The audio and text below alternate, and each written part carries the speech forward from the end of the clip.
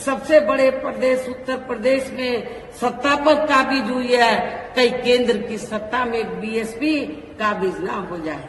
BSP अभी तो UP में काबिज हुई है, कहीं वो केंद्र की सत्ता में ना काबिज हो जाए।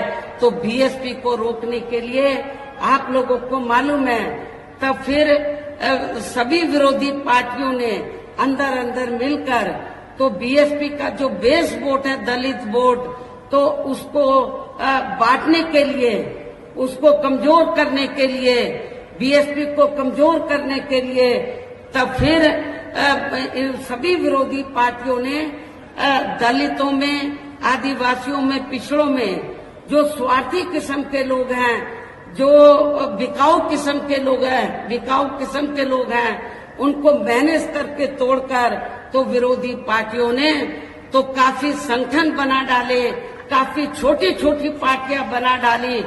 और इसलिए कि जब चुनाव हो पार्लियामेंट असेंबली का, तो बीएसपी को चुनाव हराने के लिए, इनका वोट बांटने के लिए तो जो छोटे छोटे संगठन पार्टियां बनाई हैं, तो उनके माध्यम से वो बीएसपी के कैंडिडेट को हराने के लिए तो वो अपने उम्मीदवार खड़े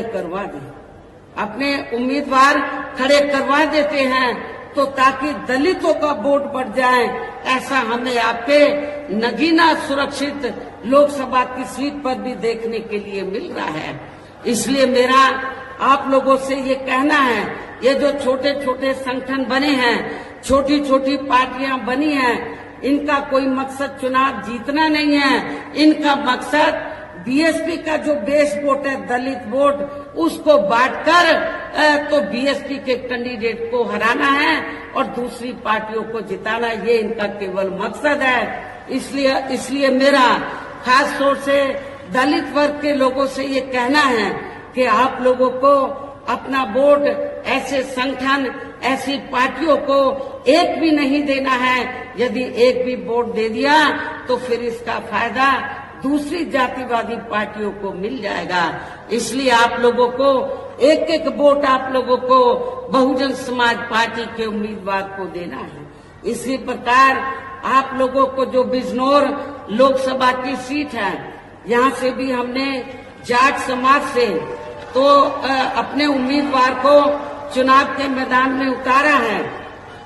आप लोगों को ये मालूम है कि जब सपा पावर में रही थी, तो यहाँ पर मुसलमानों और जाटों में काफी नफरत पैदा की गई, दंगे कराए गए, मुजफ्फरनगर में कराए गए।